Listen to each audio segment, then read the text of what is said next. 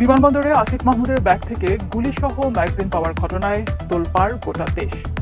যদিও আসিফ মাহমুদ দাবি করছেন, আসিফ মাহমুদ পিস্তলটা পেল কোথায়, কবে রেজিস্ট্রেশন করছে এবং তার জনসমক্ষে সেটা উপস্থাপন। রাজনৈতিক অস্থিরতার মধ্যেই বড় ঘটনা। এইবার গ্রেফতার হয়েছে আওয়ামী লীগের এক সময়ক আলোচিত আসিফ মাহমুদ। আইন শৃঙ্খলা বাহিনী একটি বিশেষ অভিযানে সোমবার দুপুরে রাজধানী উত্তরায় নিজ বাসায় তাকে গ্রেফতার করে।